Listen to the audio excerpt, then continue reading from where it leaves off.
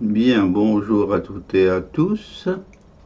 Nous allons reprendre cette série de vidéos sur le thème d'une idée à phosphorer, parce que cela permet de bien entretenir le cerveau sur des idées un peu complexes ou culturelles, et comme ça notre cerveau sera en meilleur état.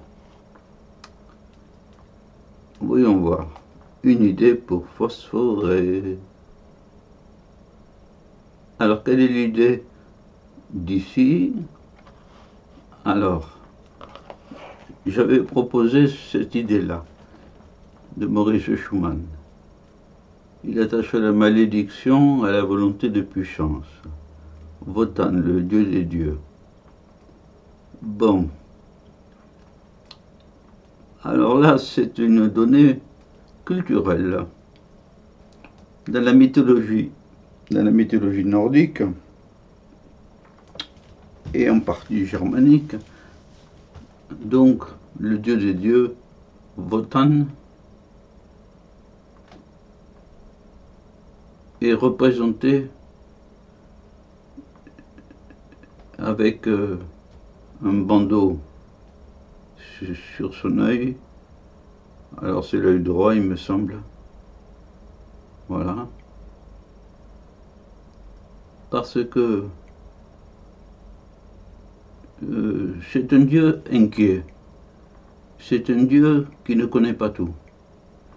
Il ne connaît pas en particulier le destin, ce qui va se réaliser plus tard. Il cherche à savoir.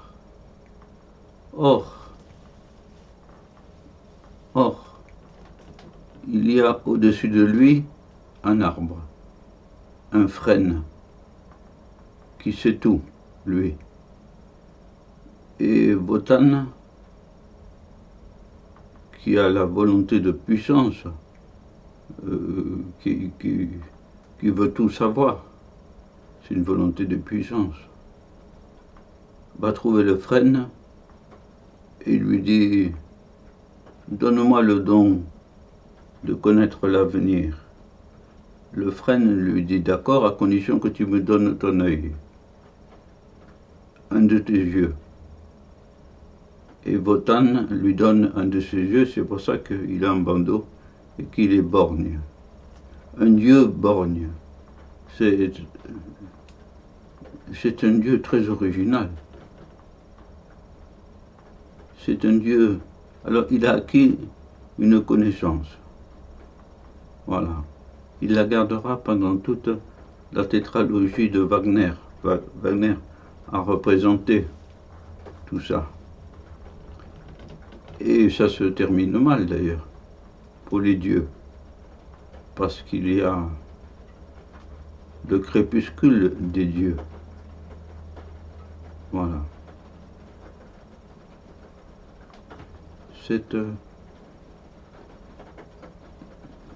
Wagner montre là un dieu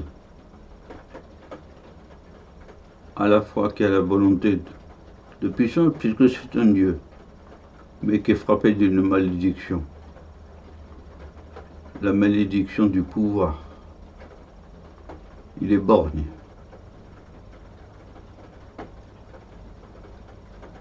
Je mets une petite note pour le frêne. On note que dans cette mythologie, c'est un arbre. Le frêne, qui est la forme suprême du pouvoir et surtout du savoir. Voilà. Au passage, il faut savoir que quand Charlemagne a attaqué les Saxons, un peu avant l'an 800, au-delà du Rhin, il a abattu la divinité des Saxons. C'était un arbre colossal, un frêne aussi, un frêne. Donc cette variété d'arbres est frappée d'une gloire particulière. Je n'en sais pas plus. Hein. Voilà. Voilà.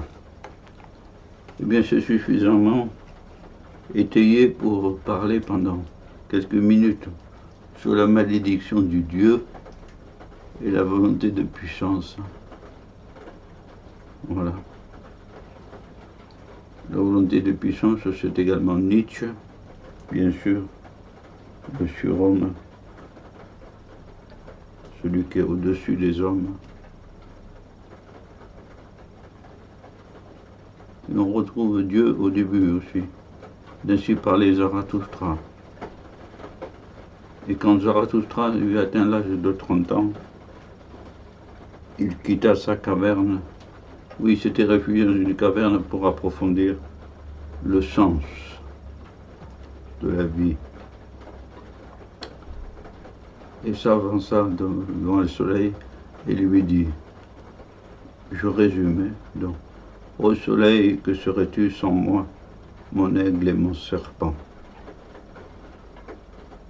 C'est un peu écologique, en quelque sorte, l'aigle et le serpent.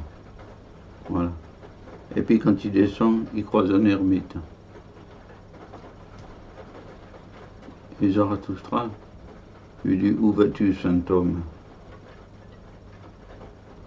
Et l'autre lui dit, je cherche Dieu. Et Zarathustra lui dit, bonne chance, hein? Bon. Et il continue sa marche. Et puis dans sa tête, Zarathustra dit, comment cet homme ne peut-il pas savoir que Dieu est mort? Voilà. C'est Nietzsche et la tétralogie de Wagner, c'est un peu la même chose. La malédiction. Voilà. Les deux hommes se connaissaient et s'estimaient pendant un bon bout de temps. Voilà. Bien. Tout ça est passionnant. La culture n'a pas de limite. Et profitez de tout ça pour enrichir la vôtre. Voilà. Au revoir à toutes et à tous.